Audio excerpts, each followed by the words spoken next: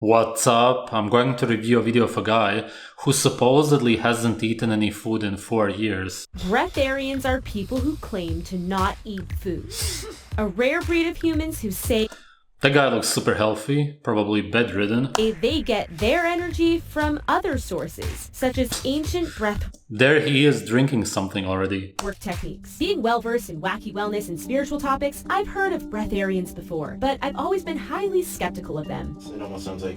Are these people for real, or are they all a bunch of liars? So when my friend Jeff told me that he knew a real breatharian named Devon, aka the Black Airbender, I decided I had to meet him. So I headed to Miami to spend the day with the Black Airbender and immerse my... All of these breatharians, also fruitarians, usually live in tropical or at least subtropical climates, such as Florida, just because of how cold they always feel. I'm here to get the full experience, so I'm not going to be eating today. I normally drink coffee or matcha or cacao or something with caffeine, and I have not had any caffeine. We're going to get down to all of the secrets and find out if he's a closet eater. Hi! Good morning! How are you? Risings. Did you say infinite risings? It's an infinite risings. Is this a Oh my god. Yeah. You dressed for me!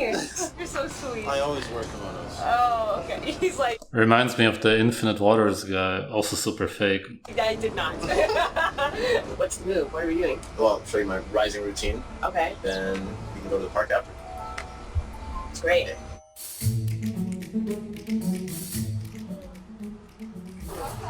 Thank you. It smells so good in here.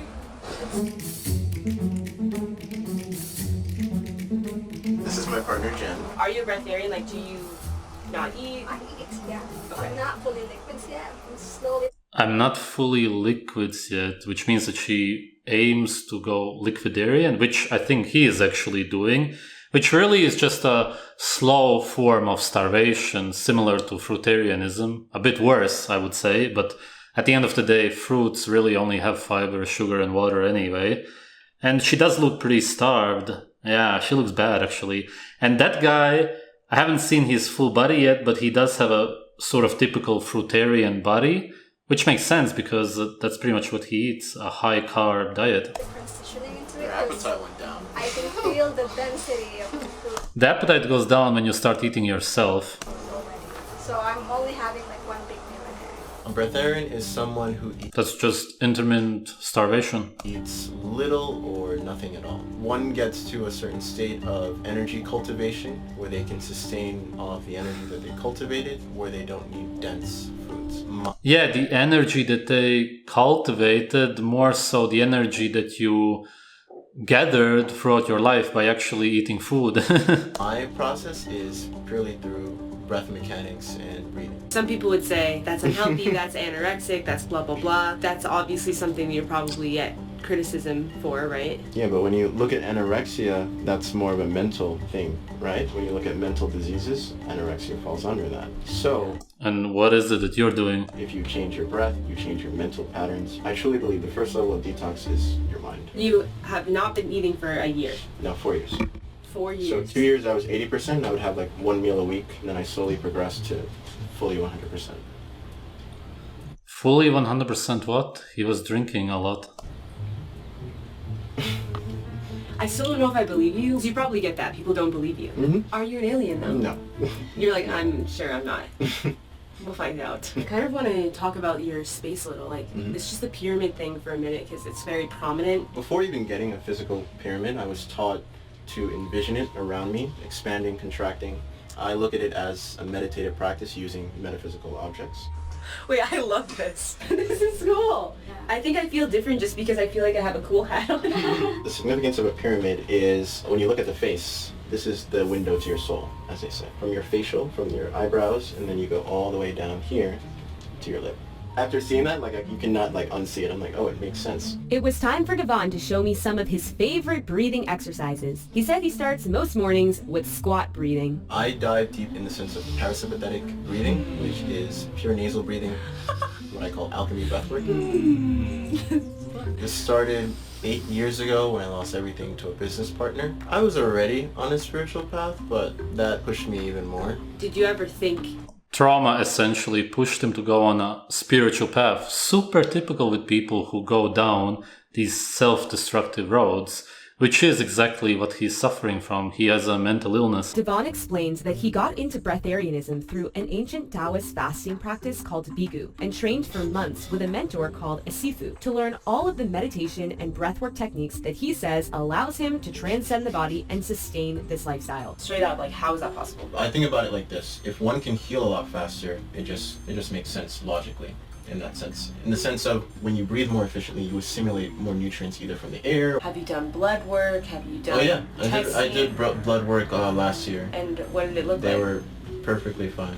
And you don't look malnourished in any way. You're strong, you know? Do you have like peanut He doesn't look strong whatsoever. butter in the closet or something that you have sometimes? No. You really don't. Mm-hmm. So how is it that you're alive? Beyond the calories, there's something else to be noted, that we live in a world of gases. One of the most proponent gases that we always overlook in terms of the air is nitrogen and carbon. Specifically carbon, because most of our atoms is made up of carbon. So this is why I really focus more on the carbon buildup in the body when it comes to breathing. I'm gonna be honest with you, okay? I'm just very skeptical of everything you're saying because obviously some of these things are just so outside the realm of how you're taught. You know? Yeah, sometimes I have to take a step back and just remind myself, like, hey, not everyone thinks like this. Or, yeah. That this is a little bit outside the norm. He seems very lethargic, which is typical with so-called breatharians. He talks and also thinks very slowly. His brain is damaged. As skeptical as I was, I really felt like Devon was being honest and genuine with me. It didn't feel like he was lying. But how was this possible? Hopefully, trying out more of his breathing techniques would help me understand. So I want you just a regular inhale, and then exhale 3. My main message is not to make anyone believe or practice breatharianism. My main message is to spread breath consciousness. Because when one themselves experience it, then they themselves can feel that what I'm talking is the truth. With every breath, I'm accepting more love, gratitude, and the power to let go. That's how we feel. That was literally just a couple rounds, and immediately you can notice your entire body and mind change. Exactly. What do you consume? About 99% coconut water. You drink water, right? I barely drink water. I don't drink water really. What do you mean you don't drink water? Mainly coconut water, urine. There's literally 100. Coconut water and urine, okay, yeah, it makes more and more sense. Of course he doesn't drink water because you don't need water as such as in the water that we nowadays consume. I've also gone 1 year without drinking any water whatsoever, and there was no problem because all that we really need are liquids that hydrate us. Blood, raw milk, of course, are better than coconut water, but coconut water is actually also a pretty good way to hydrate yourself. And of course, he's also getting a lot of sugar from that, and who knows how much he actually drinks. And then from the urine, even though urine is very toxic to the body because of all the actual toxins in the urine, there are also some minerals and even vitamins in there which you would excrete if you would have too many of them. For example, there's a whole process that the kidneys and so on go through. And of course, then he's also getting some nutrients, very little, but it's something to sustain him a little bit. This completely makes sense because he looks like he's starving and he doesn't do anything all day long, from what I can understand. He's in a typical starvation mode, consuming liquid carbohydrates and small amounts of nutrients. He has nothing to do with so-called breatharianism. And 3 minerals in urine. This is yours. Yeah. Well, this is about a good week. Was this enjoyable to drink? The feeling is, yeah. So if I was gonna do a... The feeling is because you're starving so much that at that point even urine tastes or feels good to you. real breatharian day in your life, I would drink my urine. You don't have to, but yeah. Maybe one day, if this video gets enough likes. 10,000 likes now! And I'll drink my own pee, alright? So this is the first thing you've had today? Other than urine. Right. Look at all the coconuts though. We have the urine. Yet again, it was time for even more breathing exercises.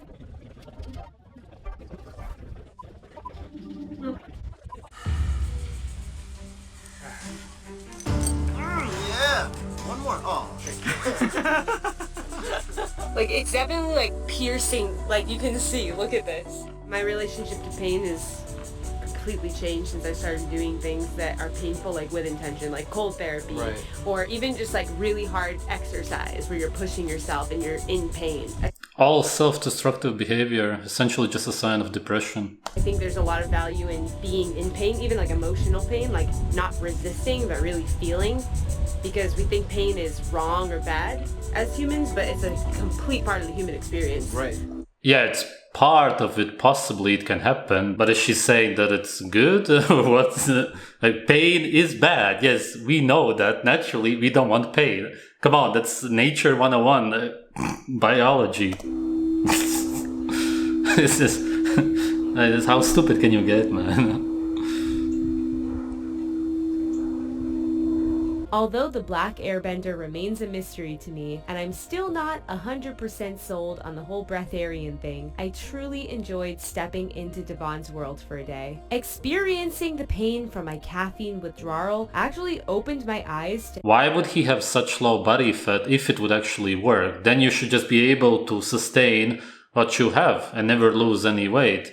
Why do you always keep slowly losing your weight if you do any kind of fasting, as in starving, breatharianism, fruitarianism? how addicted to this legal drug I truly was. I actually decided to quit caffeine. I'm super curious to know what y'all think of Breatharians and the Black Airbender. Do you think this is for real? Or is all of this just a bunch of BS? Alright, there's really not much of a mystery to it. As I said already, but I'll just sum it up. He obviously has lost a lot of weight. He does not look strong whatsoever. He has lost fat and muscle. He is starving, very clearly. And that's because he doesn't eat any actual food which sustains him, but he consumes coconut water, which does have sugar. Who knows how much he actually drinks. And as we saw, he consumes urine. He's really not that far off of a fruitarian or even a raw vegan diet. Those people do survive for a quite long time. And if you do nothing all day long and just breathe and sit, the bottom line is that there's nothing surprising in this video. He is as lethargic as you would expect him to be because he consumes so very few calories from sugar. And that's why he does nothing all day long, because he can't. He has no energy to do anything. And this is, of course, not sustainable. It's not going to last. Thanks for watching.